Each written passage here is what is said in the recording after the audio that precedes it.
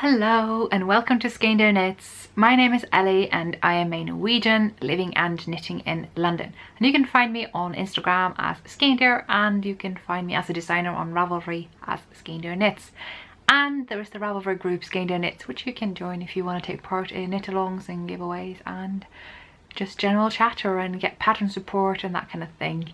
And yeah, first of all, welcome to this podcast. Welcome if you're a new viewer. This is kind of my knitting talk show where I talk about stuff that I am knitting basically. And if you're a returning viewer, welcome back. This is going to be a rather different one. I am going to go through everything I knitted in 2018. Yeah, so that's not going to include stuff I didn't finish. So whips that are continuing on into 2019, I'm not going to include those. And it might include things that I started in 2017 or earlier. It's just things that I finished in 2018. And I'm going to just go through them and talk about them. And yeah, I hope you like that. So I'm not going to go through any administrative today. I covered that in the last episode and I think we're good with that. So I'm just gonna jump straight into it. All the projects that I'm talking about you can find in my Ravelry project. So I'm not gonna go through and make a proper like show notes outline this time, because I am going to be using my own project page on Ravelry when I go through these, and so you can just do that as well, and it will be way more informative than me putting up a list of links for you. Ravelry is by far more organized than the description of a video on YouTube, so I'm gonna link you to that at least. And yeah, I'm gonna just start. I'm gonna take it in order basically. The first thing I finished 2018 was this one. This is Lady Marple.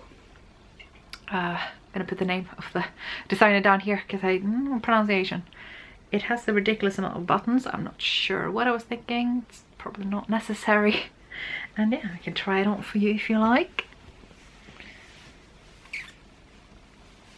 I do like it. It fits me really well. It fits my body really well. What it doesn't fit is my shoulders. I'll get to that. But yeah, it's got a nice sort of waist, subtle waist shaping, as you can see here. Very good length. It just sits kind of just in my upper hips. I did steek it, but with the help of a sewing machine, because the Gilead yarn by Derem Natura is a little bit on the smooth side. I'm not comfortable cutting that without sewing first. And yeah, you can see the issue with the shoulder, it kind of drops, and this is supposed to be a satin sleeve. So if I were to do this again and it's bottom up, I would have probably decreased more under here, all the way here, so that I could take out this entire section so that this rested on top of my shoulders. Probably almost all the stockinette actually is redundant, if you ask me. I'm no expert on satin sleeves, but that is a thing I would modify personally. It's probably intentional the way it is. It's just kind of for my... I like a garment that knows whether it wants to be a drop shoulder or a satin sleeve. Yeah, that's my thing. So yeah, I absolutely love it. I love the color, the yarn, the Gilead yarn. It's marvelous, and it's the recommended yarn for this pattern. Oh my god, it goes so well with my lipstick. I need to wear this more. It was intended to be my Christmas cardigan, but I did not wear it the past Christmas, and I made it for the Christmas before that, so it's not really been much of a Christmas knit really. But it's red, you know, it's red and jolly, so that's really all I have to say. It was super fast to make. I think I made it on, I think 5mm needles or 6. It's, you know, generous needle size. I'm gonna say it was 5mm. It was quick. The lace panels are super memorizable. You just keep going. I honestly think this pattern should take the internet by storm. So yeah, definitely recommend it. I love it, and I love the yarn, and it's a great combination.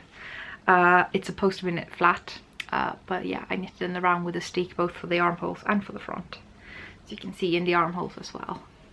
You can see how the yarn is fraying, so that goes to show that sewing was definitely necessary. It's funny how I say that's all I have to say, and then I think of all these other things that I need to say. Yeah, first finished object of 2018.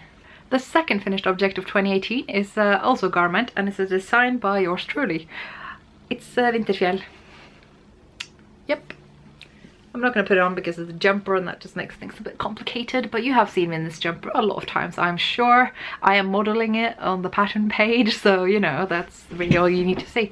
So it's as you can see, it's a long cropped length. I really like this fit where the rib just gets to right kind of rest on where I get a bit wider after my waist, if that makes sense. And but it's optional. There's a full length instruction there as well, and the waist shaping is optional, albeit quite subtle. Even if you do choose to do it, you can see it's quite sort of, yeah, it's subtle. I'm very proud of this design. This is not going to be super heavily focused on my designs, obviously. I'm just going to talk about projects in general, but since I've got it here anyway, pretty proud. I remember when I was first charting for this, I was like, it's just gonna be the first, it's not important, I'm not gonna love it, it's not gonna be great, it's just like, this is gonna work, it's gonna be a way of using the yarn. But now I'm looking at it, I'm like, I did that. So yeah, I'm using PT2 yarns, a yarn that's now been discontinued and kind of blended into Fenul, and Fenul and PT2 have gotten softer over the years. So this yarn was from quite a few years ago, I'm gonna say possibly 18 years back, and it was a little bit more coarse back then. It's definitely a yarn that's softened up a bit more, and I've heard rumours that they've started to blend in a bit of lamb's wool in it, so I quite like it. It's nice and crisp. I'm not fussy about the itch. Another finished project that I actually knitted kind of almost twice are these Christmas socks. They have been kind of worn, but not much, you can't really tell. I wore them just enough to find out that I think the toes were a bit on the short side, so I did knit them a bit longer. But yeah, this is self-striping Santa's Workshop, I think, by Crétin Handmade, that I bought in New Jersey when I was there. And yeah, I really like them. Nice Christmas socks. Didn't wear them this Christmas though. I clearly did not finish for last Christmas, given this was a 2018 project. But you know, the intentions were there, as it happens. By the way, that was just like a general sock made up in my mind kind of recipe, not a pattern or anything. Another pattern that I finished was the, I believe, Astrantia mittens by Wenche Roald, who is a Norwegian designer who makes amazing colorwork patterns, mittens in particular. Absolutely love these. Did I wear them? No, because you don't really need mittens in London, but I have them anyway, and I really like them, definitely. And they were fairly quick to make as well, and you memorize the pattern and off you go. And I love a colorwork cuff. Just so much more fun than rib. So yeah, I used, if memory serves me right, Roma Fenul PT2. It's just my favourite yarn, and it's perfect for mittens, and it's perfect at a variety of gauges, so that's something to keep in mind if you're, you know, considering that you've seen Fenul use for one gauge but then someone else uses it for another. It's like, you know, they're all possible. Depends what density of the fabric you want, really. No, I haven't woven in the ends. What? I think I'm going to show these in one go, even though there was a very particular order that I finished them in. There are actually 2 pairs missing here, and the first one I did actually finish on the 3rd of January, so technically that was my first finished object. But then I gave away to my sister, and she's worn them a lot since, and they haven't broken yet. And that is the Sock Elastic collection. It started with me making 2 pairs, one for my friend and one for my sister. They both wear them all the time, like every time I meet them somewhere, they got them. You can see them poking out of their shoes, and yeah, so they were quite a big hit amongst the recipients. I think this one came about first, and then it was pretty chop from there. I did this, I believe, and then this and this. They are so quick to make. The patterns vary subtly depending on the stitch repeat and the stitch count that you need, but mostly they do follow the same formula, and you can choose whether to do them cuff down or toe up. So yeah, it's another pattern of mine in PT5, which is a superwash wool and nylon blend in a sort of sport DK weight. So that is why they are so quick, and all the pattern repeats are very memorizable, and you just zoom through these. So if you want to produce a lot of, you know, gift knits quickly, then these are definitely good for that. And that's kind of, you know, how they came to be in the first place, because I was a bit late with the Christmas knits last year. You know, same procedures every year. So 4 pairs of socks already there. Another pair of socks that I knitted was these Felici socks with contrast from Patterns Croy. They have been worn well. they don't look super pristine. I think they look quite nice on camera. In real life they look super icky. These are a little bit in detention right now in this plastic bag because there are holes in them and I'm suspicious. So I'm gonna, they have been in the freezer, so I'm just gonna darn them now. But yeah, that was a bit sad to find out. But you know what, it's not the best socks I've ever made. They are definitely knit too loose. As you can see, they're not very snug. I was still learning stockinette socks at the time. That's still like a new skill that I've acquired. Definitely, excuse me, I was gonna say I've definitely improved. But yeah, one pair of Felicia socks that I mostly did on my way back from New York on the plane. Another garment is the Syria cardigan, and this was my Edinburgh Yarn Festival cardigan, if you will. You know, they have the Rhinebeck sweater, so people sort of come up with that you can have your Edinburgh sweater as well. Obviously also applying to cardigans, and so I made 2 cardigans because I'm an overachiever like that. And this is the Syria cardigan. It's supposed to be knit flat, but I again chose to knit in the round and steek it, which was really quite easy. It's a top-down sweater cardigan. It does not come with short row shaping, but there is a project on Ravelry that has a kind of a plug-in chart for how you can add short rows into the actual chart. So as you can see here, there's more going on in the chart here than it does further towards the neckline. So you get a neck that rises in the back. I did also put in a little bit of short rows into the actual rib here, and I did do the rib quite snug, so all in all it did close up the neckline quite a bit, and means I'm super pleased with the fit. The other thing that happened when I was swatching with the Blacker Yarn Cornish Tin 2, I think, was that I actually like the looser gauge than the pattern said, so I just chose a smaller size. And yeah, I got to do medium instead of large, I think, but I got a size that was more like the large. And that also meant that my rows were longer, so I actually didn't have a problem with the armholes coming a little bit too high up here, which I had heard that some had struggled with, but then others hadn't. So I was like, at least I want to safeguard myself there. So overall, this cardigan has become one of my favorites, not just because of the amazing color that I love, but because the fit is just impeccable. Like, it's just, I love how this fits me. I'm gonna try it on for you. It's quite loose on the sleeve, so it works like a jacket for me. It's kind of how I use my cardigans. Funnily enough, the cuffs are different in like how loose they are. I don't know why this one is so much looser, but there we are. And yeah, it sits just kind of, yeah, just at the lower bit of my waist. It's as far as in as it goes before it goes out again. I love that. I just, yeah, perfect for me. I think my waist just sits a bit lower than most people, so for me cropped is like all the way down here instead of up here. It's like, that was a bit, yeah. I love this stitch pattern. I think it's genius. I did find a way to knit it so that it looked a little bit more mirrored, that it wasn't so twisted, but in the beginning I'm still twisting it, so that was before I kind of learned how to do it. Yeah, so I think, I don't remember how I did it, but I basically think that there are some that are knit two together based, and then there's some knit two through the back loop based. Do them more SSK based instead, and you should get something that's a little bit more neat, unless I misread the pattern and that's already what it says. Could be.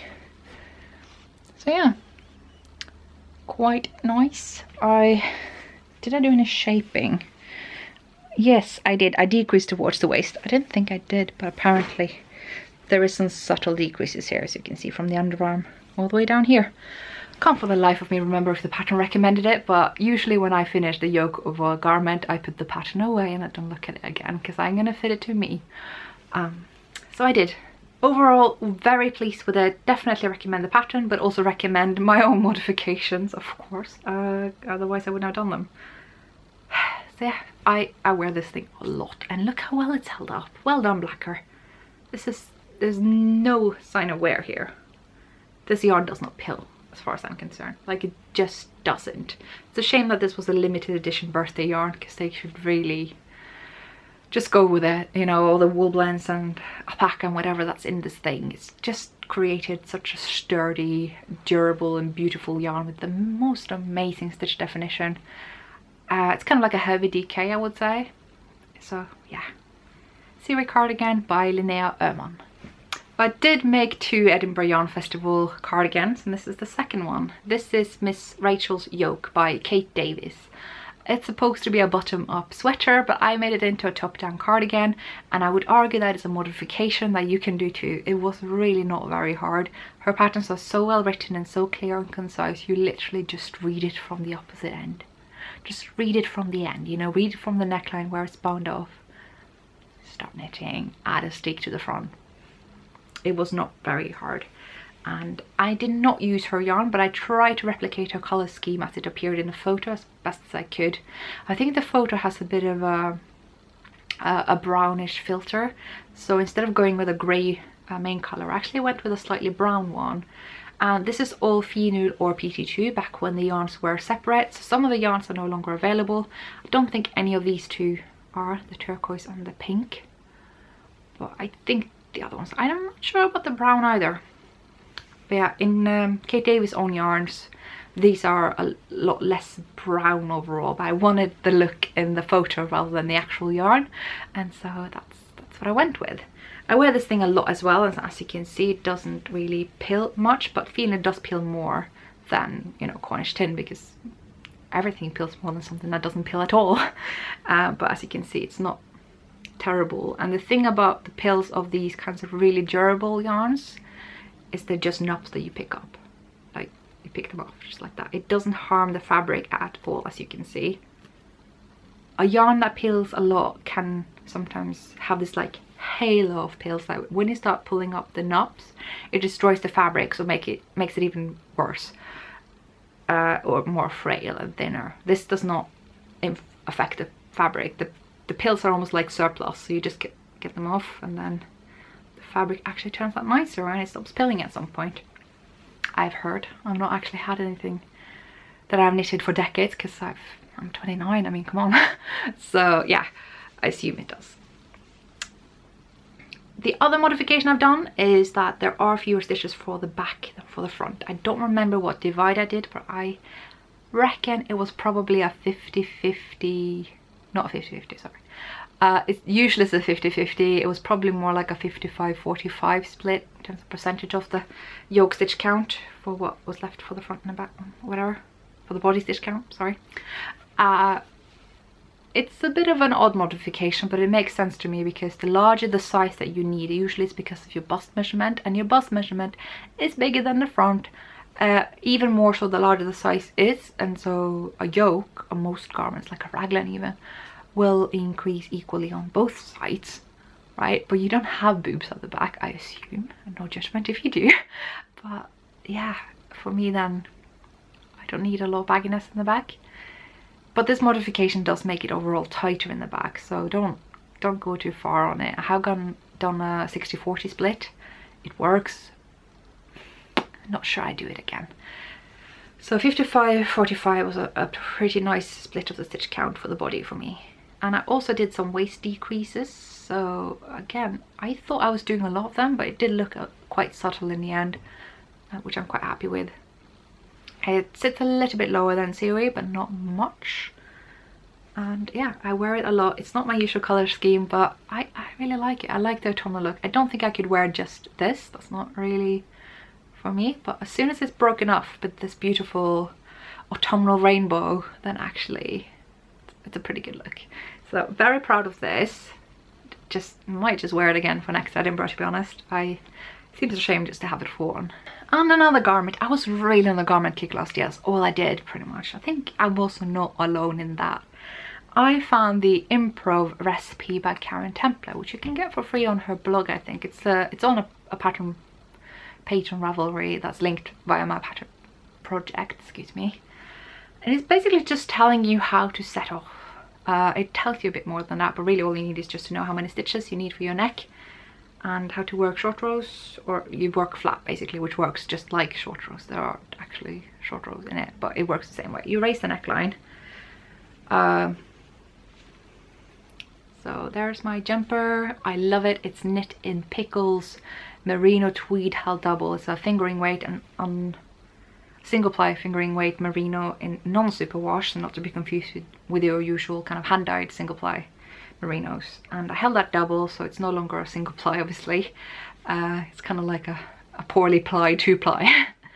And it's worked so well, and it's been sturdy and durable. I haven't had issues with pilling, even though I wore it a lot, which surprised me. I thought this would pill, but it hasn't. And it's just lovely and soft, but still feels very, very woolly. I love the tweedy look, and I'm like this close to like duplicate stitched a big yellow E on it, because it looks like a Weasley jumper. But it's great, and it's big and boxy.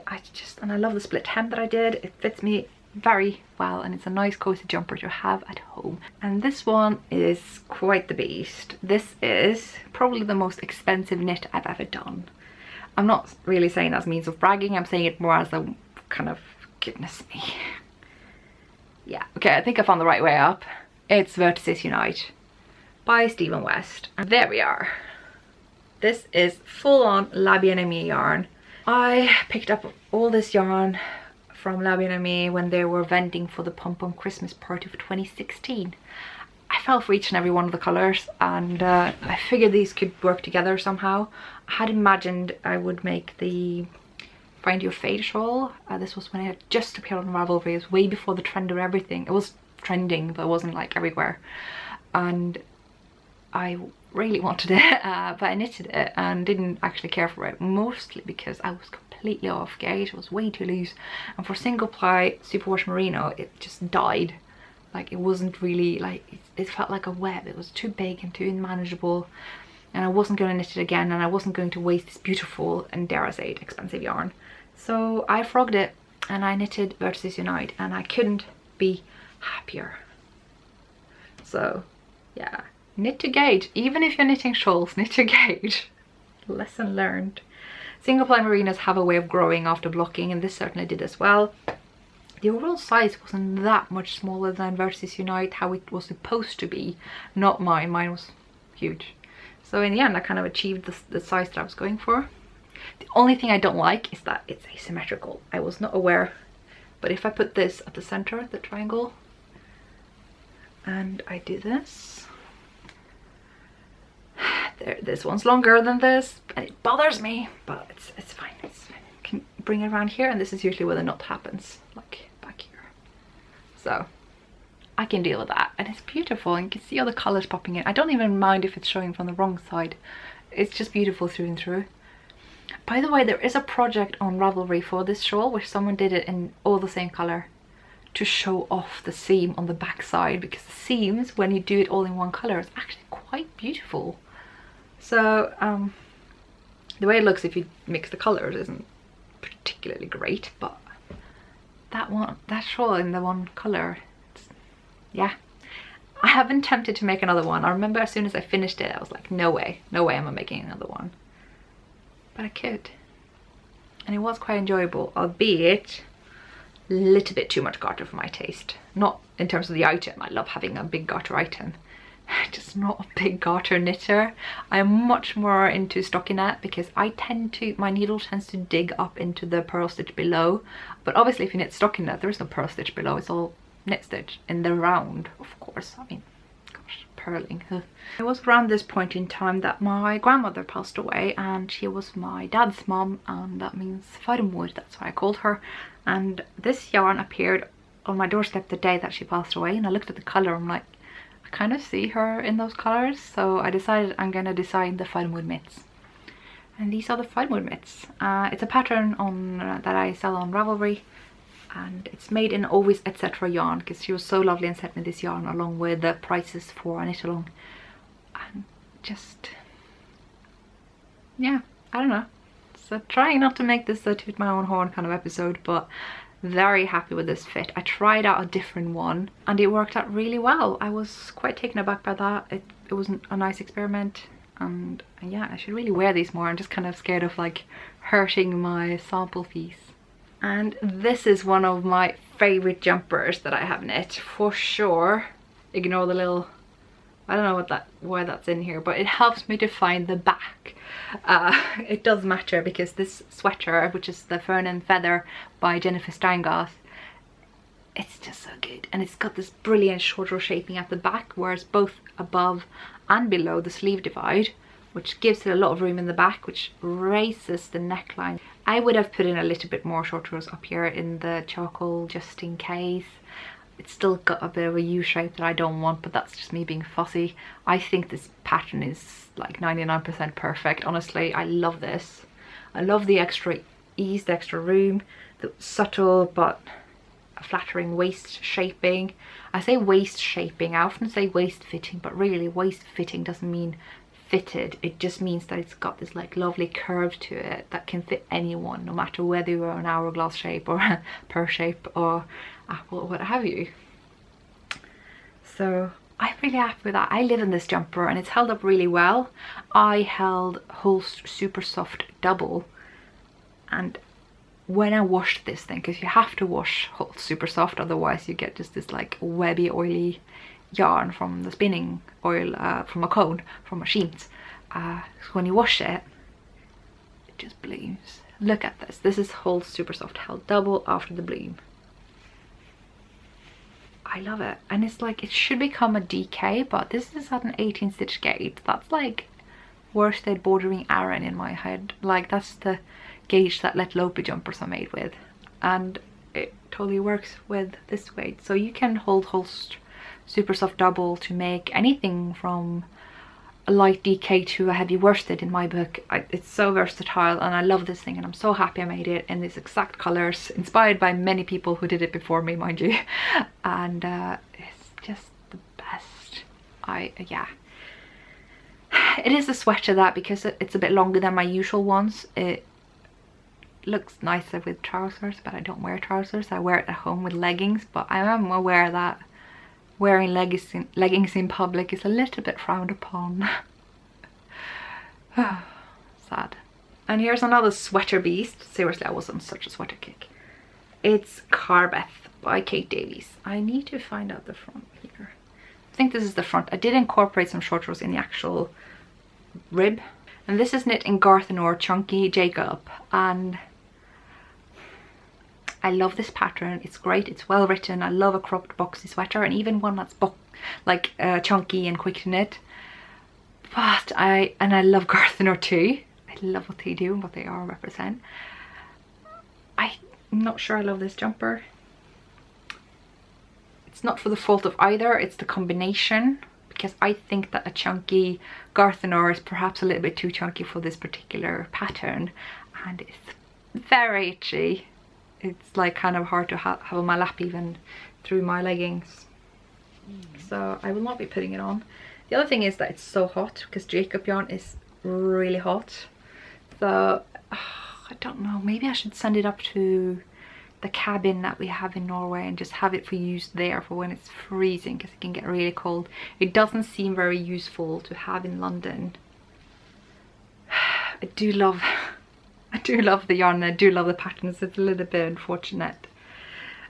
It's just like, it's so dense, this could be a carpet, you know, and I think Jacob yarn can be really nice. I'm not bashing the little sheep breed either, because I got some blacker Jacob yarn, and I have, I think, felt some of the finer Jacob yarns from Garthenor, and it's quite nice. It's just something, when it's so dense and hot at the same time, I think the probability of being itchy is a little bit more likely.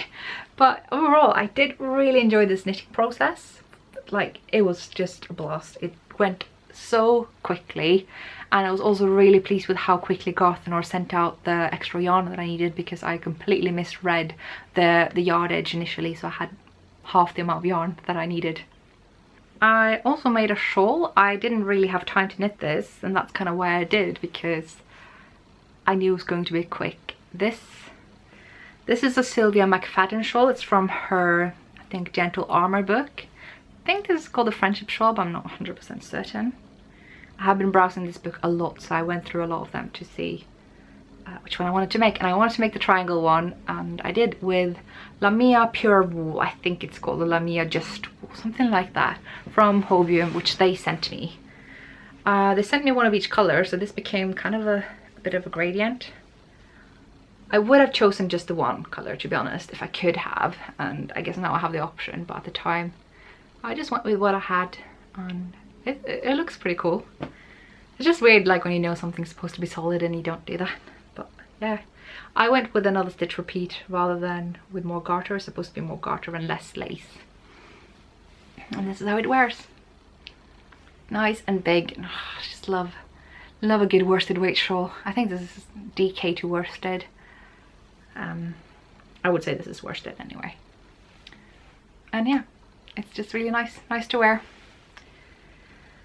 I'm considering maybe making it a gift in time. I haven't worn it an awful lot, but I do like it. I really enjoyed following the pattern. It's a great booklet, and the yarn is very next to skin friendly for a non-superwash pure wool. So I would recommend the whole thing, but maybe personally in one solid color rather than 3. Gradients are nice, but yeah, yeah. I started thinking about my box of socks again, and very timely, Helen Stewart of Curious Handmade released her sock collection. So it was a collection you buy up front and you get a sock pattern, I think every other month till the end of the year. I believe there were like 5 or 6 sock patterns in the end. And I immediately cast on the first pair. I think it was called the Winter Rose. I can't remember the name of the yarn right now, so I'll put it in front here, but I really enjoyed this pattern. It was very mindless. I love the colour, obviously. This sort of dark wine red, sort of burgundy.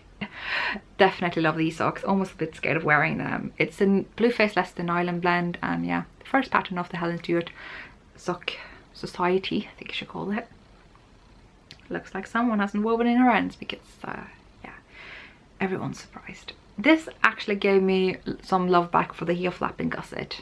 The normal way, the cuff down way, that I'd kind of dismissed for a while.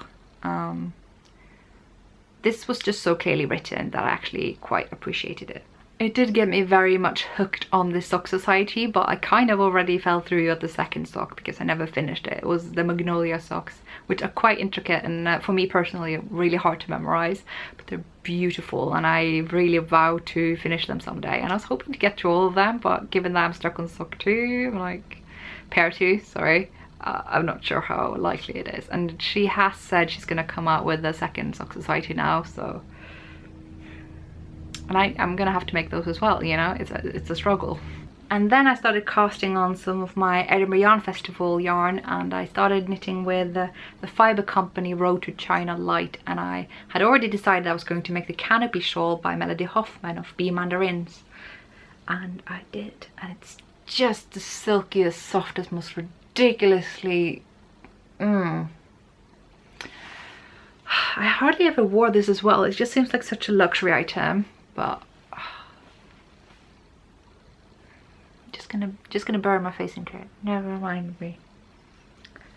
Canopy shawl, very, very pleasant to follow. I remember when I was like maybe down to here, I was still feeling like I just cast on. It wasn't really until here and the end where I was feeling it was a little bit of a slog because the nature of the increased stitch counts. But the knitted on border, I have no memory of what I said when I recorded the podcast at the time, but looking at it now, I don't feel any trauma attached to it. I think it went okay. I think I actually got through a knitted on border without any scars or, yeah, goodness me, that doesn't happen a lot. I usually shun those knitted on borders like the devil, but there we are. I got through the whole thing. It's so, so pretty and luxurious. It is the recommended yarn for the pattern. That's what it was made with, and sometimes that's nice too. I love thinking about yarn substitutions, but sometimes it's just really nice to just go with the yarn that it says and treat yourself to a luxury item. I've got another finished object here that does not have the ends woven in, but I still deem it a finished object nonetheless, and that is the Bon Bon Mitts by Hoey Locatelli from the anniversary edition of Pom Pom. I think these were on one of the 2 covers, and they are gorgeous. I was a bit slow on them because I thought these were going to be a quick knit, and they weren't at all. I blame the twisted rib, twisted knit and twisted purl, because you're supposed to be able to fold up this and it will look the same, which it does because I went through it all. I think I also messed up the gauge. It could have been that I just messed up the row gauge because it's a bit shorter here than the pattern looked like. I don't remember if I measured. I also feel like this gusset sits a bit high. I feel like it should stop here, but maybe not. So I wonder if I'm a bit off in row gauge here. But they feel lovely. The color is gorgeous. I think it's called Pashmina by Lana Grossa. It's a cashmere merino blend, I think, and it looks really sturdy, and I think because I actually messed up the gauge and got them so tight, these are probably going to hold up really well. I do also suspect that I messed up the lace. It was quite hard to concentrate on. Again, it's completely the fault of myself. So, but yeah, I got through it. My first Hoy Locatelli knit, and now I'm on to Boxy, so I'm still knitting her patterns. This project you will have seen rather recently. They are my Tudor stockings. Tudor is the place where my family has a cabin, and I wanted to name these after that. They are a little bit festive looking, which is why I held off until December to publish them, and I really like them. They fit me beautifully well, and I try to put into the instructions how they can fit just about anyone, so, well, any women. And there we have it. They knit in Mellandragi by Järbo, but can be knit in other soft sport to DK weight sock yarns as well. I have speculated that holding 2 fingering weight yarns double could work, but that would have to be tried out, and don't take my word for it. Yeah, I knit them so fast. I knit them just ridiculously quickly. I think I did the whole leg in one day for one of them, and yeah, gonna wear these a lot now that I show them off and don't have to care about how they hold up anymore, although I suspect that Mellandragi is going to hold up rather well.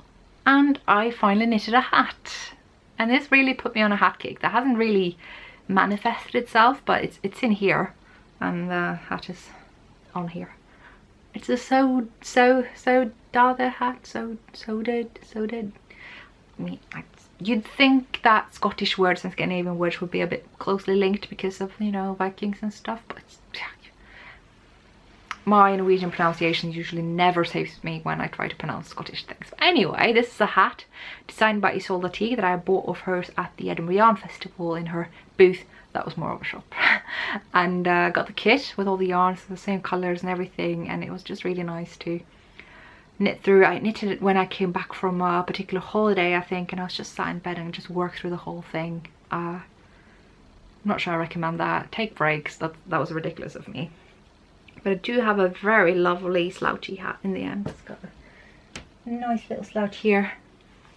Very fond of it. I just need to knit stuff that goes with it, because most of the stuff I have made are not this colour scheme or even like complementary. So, but that is a work in progress. I'm already working on it. Didn't mention, it's made in Jameson & Smith 2-ply jumper weight.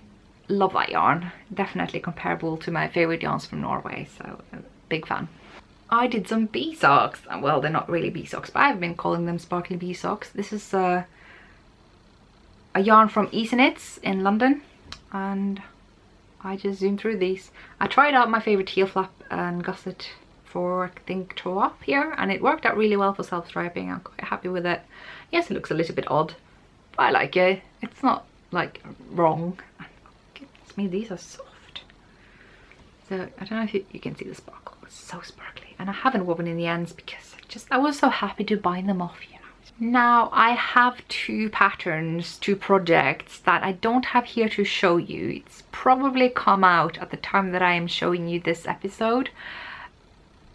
It's well, 2 pieces of handwear that are made in 2 different ways. It's the same pattern.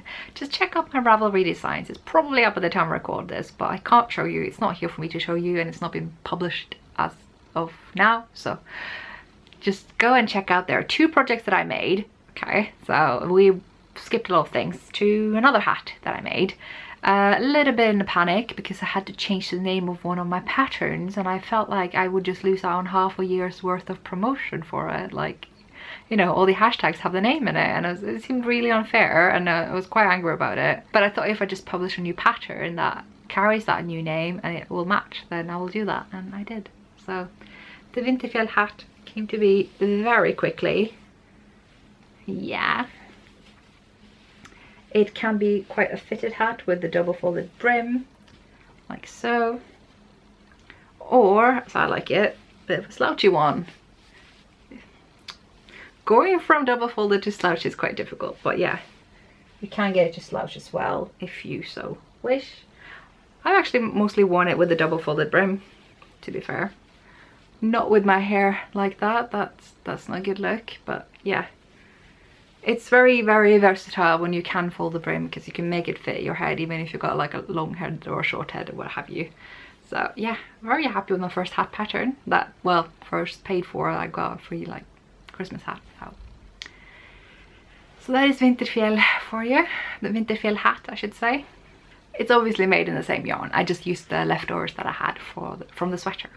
And this was around the time that I finished the first Hjaltland socks that I used Moods of Colour yarn, the Cormo yarn I believe, or Corriedale, True Corriedale, sorry. Haven't woven in the ends because I'm professional like that. And yeah, I kind of zoomed through these, like I cast on and I was like, oh, I don't want to work on that now, I've got so many other things, it's not urgent. And then I picked it up and I just sat and I just went through it like a storm. These come both as toe up and cuff down in the same pattern, and I did both toe up because I just kind of wanted to. So yeah. And now we come to something I also made really quickly, and that was the Say No mitts, or the Tits Up mitts, or the if I want exposure I will knit mitts for my tits, something like that. For the Tits Up collective that Countessa Blaze started and ran, that was so awesome. It's like the best charity endeavor I've seen in the knitting community, and that's saying something. So I made these, and these are very good for a good old protest, or if you just want to be stubborn about something, you know, just put on these and be like, nope. It's just about like, you know, standing up for yourself or standing up for the people who can't, just be like a bit assertive and a little bit of girl power, you know. I grew up with the Spice Girls, what can I say? So these are the Say No mittens. Yep. Made in Fionaland PT2 Girly Bob Garter. I don't know if you can see that because it's black to the right. Yeah, look at that. So garter. I never really put garter into my colourwork patterns before. I think this was the first. Oh, there. I can definitely tell now that I look at my kind of design gallery and stuff. I don't know, I'm pointing at my computer that you can't see. I can definitely tell how this stands out in my aesthetic. It's quite unusual for my style, but it's just something that I wanted to say, you know? So I got back to my sock knitting and I made the Meandro socks, another pattern of mine that was inspired by my trip to Greece. And I used Trailis yarn, who is a Greek dyer, and I'm really happy with them. And they got a double folded cuff, which I thought was a nice feature. I love that actually. I kind of prefer a double folded cuff over a rib, and I prefer making it too, so I don't know why I don't do it more. But you can actually do a rib right after here. I had one of my testers do it instead of the folded brim, and it worked out really well. So there you have it. Meandros, I believe they're a toe up pattern in case you were curious. And then for the cardigan that I spent 2 weeks making, which I still can't get over how I did. I just felt very much on the ball about this, and I was really on the ball about my test knit too. Like, I've never been so into a test knit as this. I really was there for them. I hope they agree. And I made this. This is Skumring, or Nightfall if you will, and it's a gradient cardigan in the most scrumptious lamb's wool. I love the new lamb's wool base from Hillesvåg. It's dyed on Vilja. This is Nina Petrina yarn. It's just so nice. Whenever I wear these, I just love how the sleeves are like hugging my arms. Just, yeah. And it's got a lot of things going on. There's a bit of a busy yoke, and then you got the snowfall, and in the end you got the trees. It's a little bit of a winter cardigan for you there. I mean, you probably wouldn't wear a woolen cardigan in the summer anyway, unless you're like me. Very happy with this. I just submitted it as a bit of a sketch on paper. I had no idea if any of my ideas were working. They did. Just, yeah. It's my baby. Very happy with it, and very excited to see that more people are knitting it now. It's nerve-wracking, but it's very, very fun. And then I started preparing for the Mitten Club. Way too late. I will learn from that this year, right? So I did the Speedy Selby mitts. They were really quick to make. This is a smaller size. I did also make a larger size, but yeah. The larger size is a better fit for me. I can get my little hands into the small ones, but they are a bit snug. Some people think mittens should be that snug. I'm not sure I feel that way. I like them bigger, so I made a bigger size too. But my sample is the small one with the... Did I not weave in the ends? Why Why am I allowed to do stuff? Anyway, I made these in Green Mountain Spinnery yarn in the worsted weekend wool or Aran weekend. It was very thick weekend wool anyway. Chunky maybe, I don't know. It looked chunky to me, and I have had testers and such use chunky yarn since, and it's kind of what it's made for. Aran to chunky weight yarns. These were a huge hit. I did not see that coming at all. I thought these were just going to be the sort of you know, child's play version of the Serba mittens that I had before, that people were going to be like, oh, it's just kind of the same thing, but now like any idiot can do it. And no, this is my like grim thinking whenever I prepare a pattern, that people are going to think it that way. And mostly people are lovely, and they certainly were about these, and I've kind of been bombarded with messages about how they can get this pattern only, like if I can do it in Norwegian. And all I can say to that is maybe. I just don't have time right now, but maybe. But for the time being, it's available in the Serba Mitten Club. I am flabbergasted and floored by the reception of them. And yeah, speedy Serba mittens. Not to say that the other mittens are not speedy. Just saying, I mean, you could still knit the regular Serba mittens and they're pretty quick too. I quickly after that made Evja. Evja are made in 3-ply strickegarn from Roma and from Roma. This is what they look like. Very happy with these. Made them in my size cut so I can actually wear them. There's an end in here that's not woven in. Anyway, hello. So yeah, very happy with this pattern. It was also very well received. It was a good kick-off to the club, I think. I was a little bit worried about launching a favourite of mine this early on, but yeah, it caught steam, and I think it was a good way to kick things off. So, Evja. There is another finished object that I don't have photos of. The owner of this cardigan is like a couple of months old, so doesn't really handle a camera. The mother is probably quite busy, though I have asked her kind of if she might, you know, photograph the cardigan soon. But yeah, I knitted the squirrel cardigan for Katie of Inside Number 23 podcast, because she was expecting a little one who's now born, and she now is the happy owner of my squirrel cardigan that I finished pretty much on the train ride up to hers, like sewing on the buttons and stuff. So that is why there's no photo. There was just no time. So I hope there will be a photo one day, but for the time being, you're just gonna have to take my word for it, I'm afraid. The other finished item, I also have to just show you a photo of it, because that is the cardigan that I made for my grandmother. And every time I see her, she's wearing either that cardigan or that spindrift shawl that Helen Stewart designed, or both. She absolutely loves it. She still like, kind of can't believe that yarn can be this soft, and I did not know my grandmother was this knit-worthy, but she definitely is. In her older years, she's gotten very sensitive to the temperature. She's often, if not always, freezing, and so I might just have to knit more for her, because she's very, very grateful of it, but it's strictly speaking just superwash. I do not trust her with anything that could potentially shrink. I've already seen that the hand-dyed shawl has made a trip to the washing machine. It's a little bit faded, and she lives in a nursing home, so if the nurses do the laundry, then there's really no guarantee it will be washed the right way. So yeah, but very happy with the cardigan. I was going to talk about the cardigan, goodness me. It's Elizabeth Dorothy design. It's called Sans Serif, I believe. It could be the Sans Serif, but I don't think so. I really enjoyed knitting it. She has kind of reinvented the top down satin sleeve design to make it even more well fitted and tailored. I love it. I will definitely be looking out for that more. Could recommend her designs, of course, and yeah, it was fun, and I actually knitted it flat. I purled through it, you guys. Yeah, you heard it here first, or I mean, you heard it here earlier. I did show off the finished item here when I had finished it. It grew so much off the blocking. I was sure it was going to be too small, especially the sleeves, but yeah, I have forgotten how it's like to block superwash garments, just how much they grow and how it looks like you've just destroyed everything, but when it dries it's actually perfect. So that was one finished item right there. And then returning to the mitten club, I did the Marit mittens again in 3-ply sticky yarn, retro sticky yarn if you will.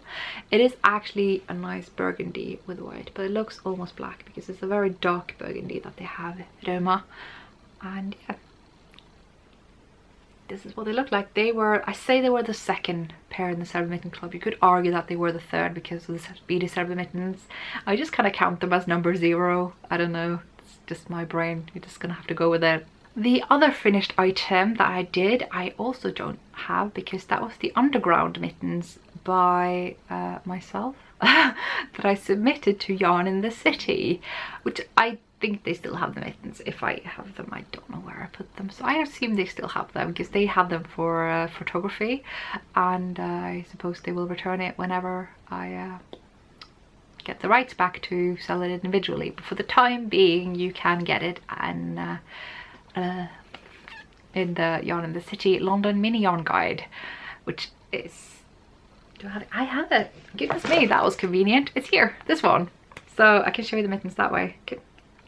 Brains. It is modelled by the amazing Millie of Tribe Yarns in London, which is a yarn shop, and these are the mittens, knit in Easy Knits, and I think he's also knitted the mittens himself now for samples, so you can get kits from him. He's a London based dyer, and yeah, very happy to have been included in this, so thank you so much, ladies, if you happen to be watching. And then I finished some socks that don't have the ends woven in because these are the Tits Out socks by Nomadic Yarns. It came in a skein, but thanks to Amy Florence of the Stranded podcast, I made it into a gobstopper, which I'm sure she was very happy about, being my Swift. Anyway, got myself some stockinette socks, knitted most of them in Scotland, and it was just a really fun thing to knit. Unfortunately, on the train ride back, I forgot to decrease for the leg, because I do some extra increases for the heel, and I'm supposed to decrease after when I'm doing the leg because these are toe up, and I forgot, and I'd gotten through this much of the leg and I had to frog back because they were too big and it just wouldn't match up, and I'd already done the first sock, I think. Yeah, I think. So yeah, some Tits Out socks in with a shorter heel, because self-strapping yarn kind of wants that and it doesn't look as interrupted. The contrast yarn, I keep forgetting who made it. It's a Spanish dyer, I'm so sorry, who really helped me out finding the right color to contrast here so that it sort of matches the purple stripes, kind of indigo stripes. So that was another pair of socks that I did. So these mittens were also part of the Cerebral Mitten Club. This was when we went down in yarn weight. So I used Susan Crawford Excelana 4-ply, but I found that when I made it, it was rather long. And I realized this because I'm using a worsted spun yarn. It's smoother, things will be longer. So I made an alteration that makes it shorter, as you can see here. And it also starts at a different point here. Didn't bother finish the long one, but you get the idea. It has to start in a different place as well, so that you can finish at the same place at the top. And of course it's got the usual reversed palm for the thumb, or continuing, I should say. So that's nice. I have 2 lengths for you there if you wish to change. I think what I would have done, had I used Fenway, I'd use this length. Using a worsted spun yarn, a smoother yarn, I use this length. That's kind of where I'm at. But also if you just have shorter hands, you could just use this with Fenway. So there's some options for you there. But yeah, it's a new gauge for me that I haven't really done mittens in. So it falls between the DK and the fingering weight gauges that I've gone for before. And it also looks a little bit different from the other mittens that are in the club, which I like. Again, there is an item that I finished that I don't have here. This one I finished pretty much on the finishing line. Like I was binding it off and handing it to the editors. And that is Isbre that is currently in Bladet Garn. So they are currently keeping the sweater safe, and I will get it back whenever they want to give it back, I suppose. And yeah, whenever I get the rights back, I assume, and then I can publish it myself and stuff. But yeah, that was the thing I did. It was rough because I made a yoke that initially was way too big, and I'd done the sweater, done the body, and then I was like, I just can't have this yoke be this massive. Like, it's supposed to be big, but it was just too big. And so I took out 1 or 2 chart repeats, I think, and then I made another yoke. I grafted it on the body, and it's a lot better. It's still an oversized yoke because it's meant to be, but it was a big improvement, and I'm glad I did it, even though it was a lot of extra work. Yeah. So yeah, Isbre is in Bladet Garn. I wish I had it here to show you, but yeah, for the time being I do not. And it was made in Fenway PT2, which is so soft when it's in the natural shades. My Goodness. And then I whipped up another pair of mittens. This was at the time when I was like knitting, publishing, knitting, publishing. Like I was finishing stuff on the finishing line, so to speak. The autumn is just crazy like that. So this is using a yarn that I don't know what it is, but I got it from Molly of a Homespun Yarn that she had dyed on. I think it was meant to be like a greater thing, but then obviously she has moved to America, where German yarn obviously isn't that easy to come by. So it became a one-off thing that I just had to work with. And so I have recommended a plethora of hand dyers that use similar yarns that you could use. And yeah, so this is the spinny mittens. Yeah, they use hand dyed yarns, as you can tell. There's a lot of variegation in the main color here, and I really love that effect. Just, yeah, and I was really surprised how popular this pattern got as well. Like I never expected, I never know when to expect it. So that was a lot of fun. I am utterly just grateful for how they were received. It was really cool to be part of the hashtag not going to Rhinebeck Cal as well, which was like online, it wasn't just a Cal, sorry, it was an online festival for people who couldn't go to Rhinebeck, even though it wasn't like an anti-Rhinebeck. So this was like my market item for that. Yeah. And then I did myself a jumper. This was so quick. This was so quick to make. This is the Skogafjell by Diana Walla in Letlopi. And it was my first Letlopi sweater. I have been working on a dress in Plötterlopi, but I never actually worked with Letlopi before. And I would highly recommend it for an outer garment, for something outside your clothing. Personally, it's not very next to skin friendly. Kind of icky to have on top of my leggings. But for outside wear, kind of similar to the Carbeth, but definitely more wearable. It's just lovely, and it's long. It's got some subtle waist shaping that I put in. It's not shaping, I just kind of started with a larger size than I intended to, and then I just decreased up to the size that I was going to make. So it's got a little bit of an A-line in there that is, yeah, quite subtle, which I like I said. It does have some short rows at the back. I think you're looking at the back, I'm not sure, so I might be holding it wrong. I think this is actually more accurate. Yeah, Skogafjell is designed by the amazing Diana Walla. I love this sweater. It's so warm. It definitely kept me alive and sane when I was borrowing my supervisor's office this autumn, and it got very chilly in there, goodness. So Skogafjell, definitely recommend it. It's just perfect and so well written, and just the layout and the aesthetic, I'm kind of envious.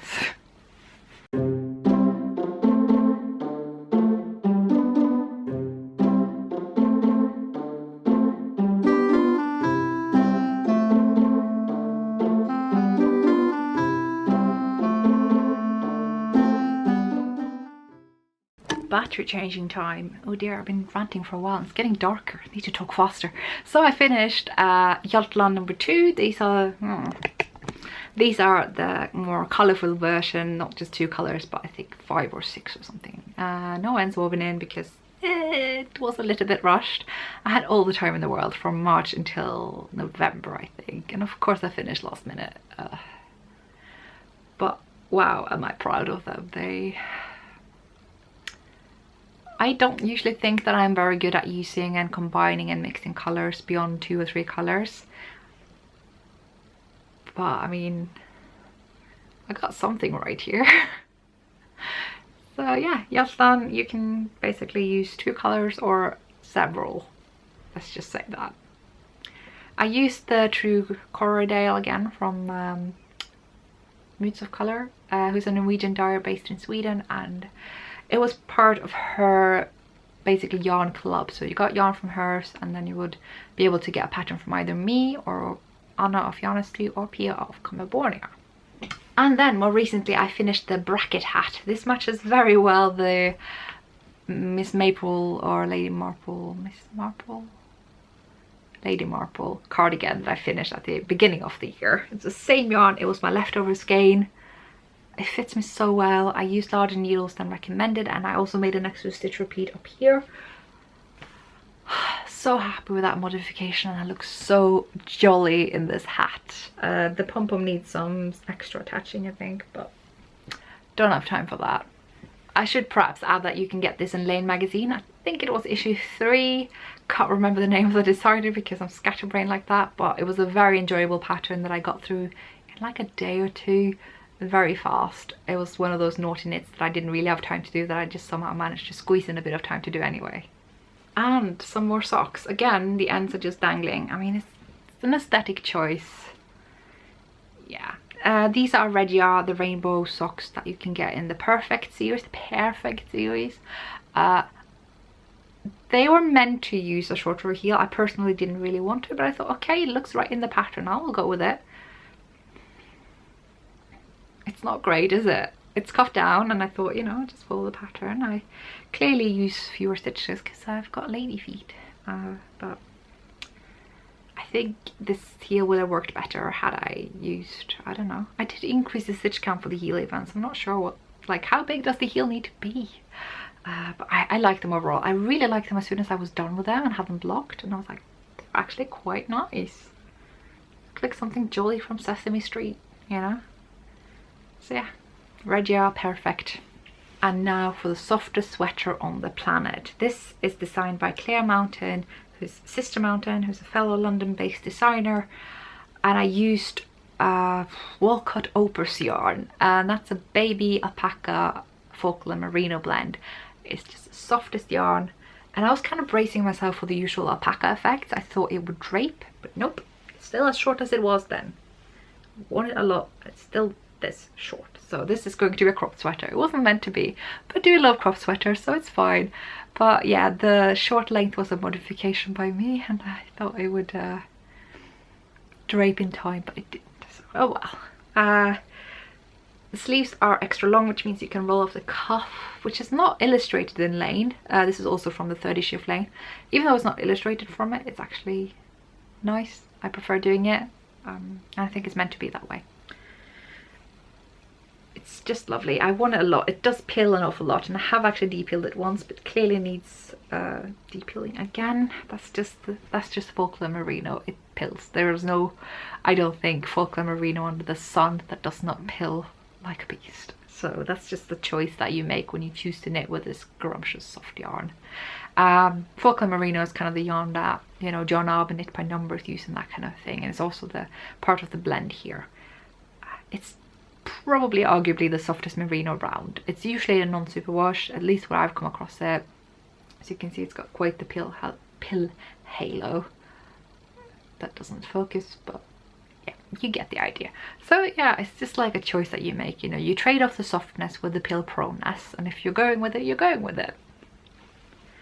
I will definitely boast of this pattern though. Like, I got through it, I never lost steam with it. Maybe on the second sleeve, but generally I just wanted to keep going because of the stitch repeat that goes along the sides of the jumper, which I added a little bit of extra off, which I'm really glad that I did.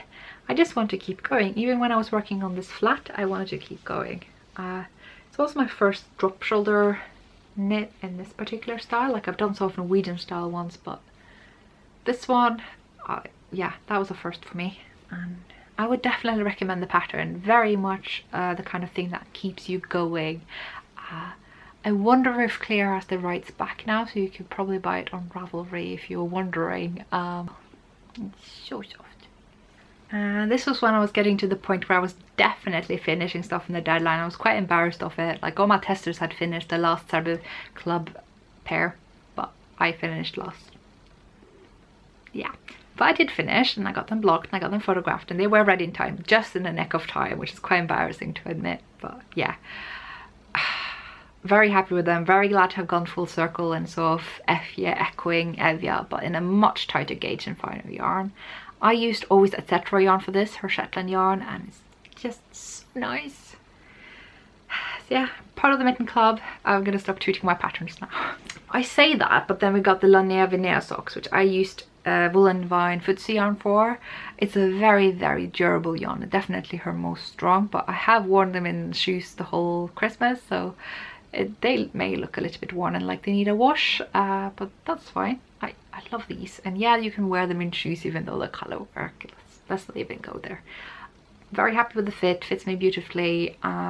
Really enjoyed the knit as well. I'm glad I put in these particular charts that are quite, you know, you just want to repeat them and get to the next one and get to the next one, and there's enough variety in them as well that they were fairly quick to finish, even though I had them planned for ages. I just got them finished right in the nick of time and published to Ravelry when Kristin actually had this particular yarn available, because they are her Christmas colorways. And then I finished these West Yorkshire Spinners Fairy Light socks, just my vanilla sock recipe that I've got in my head, and yeah, I really like it. I like that this heel does not interrupt the stitches, but it sort of has a nice fit that sits somewhere between a shorter heel and a heel flap and gusset, because it's kind of both. Didn't actually wear them for Christmas though, which was a shame, but at least I have them, you know, at least I made them. And then we got the shawl behind me. I did finish that in time for 2018.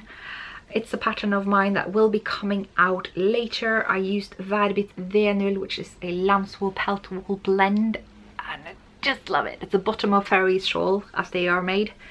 It doesn't really fit into the frame, but you get the idea. It's just like big enough that you can wear it comfortably like that, and you can wear it around your shoulders. It's got a very nice shoulder fit, this shawl. Like, yeah, that's something with the kind of how these decreases work in the fairies shawls, that they sit very well this way. That's kind of what they were meant to back when, but you can't totally wear them more bandana style, as we say. And for the last finished object of 2018 before the sun goes down completely is Sparkling Cider Hat by Kristin of Woollenvine, using Shibu Silk Cloud held together with her Fitzy base, what was left of the Lanea Vinia socks.